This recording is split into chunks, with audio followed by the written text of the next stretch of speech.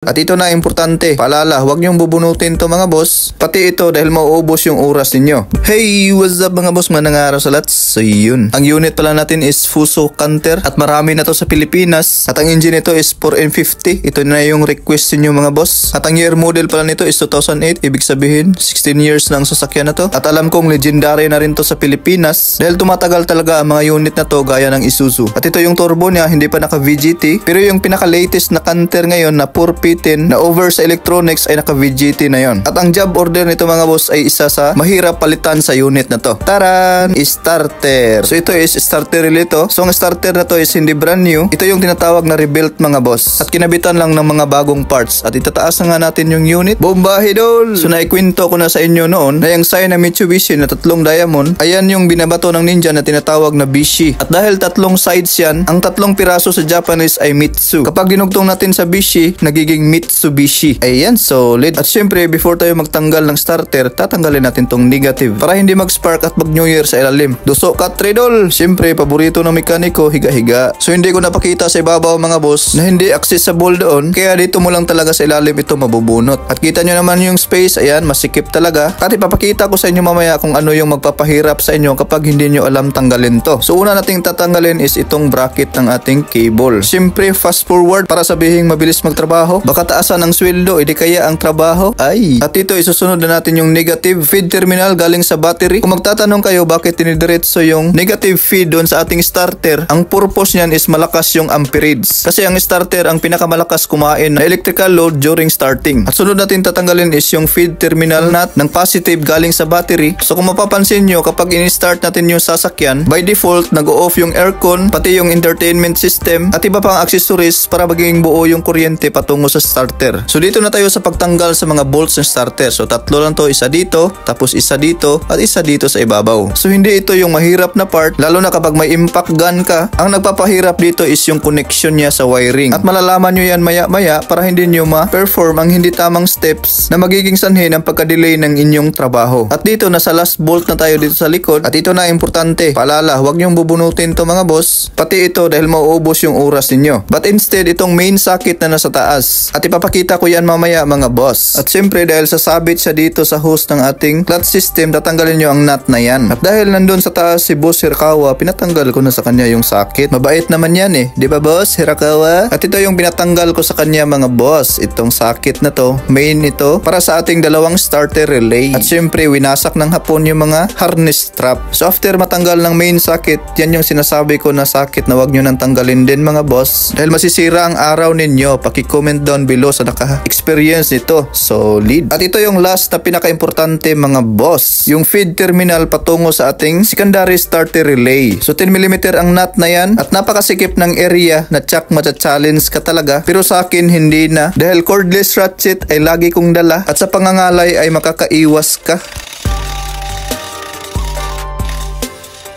At yun, napakadali lang diba? Success, pero ang starter nito ay medyo iba.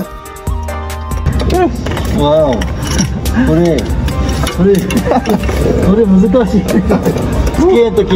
At sabi nga ng hapon na mahirap pala talaga ito tanggalin. At dito may pagkakaiba talaga. So dalawang starter relay ng luma at itong bago is isa lang. Gusti ka na.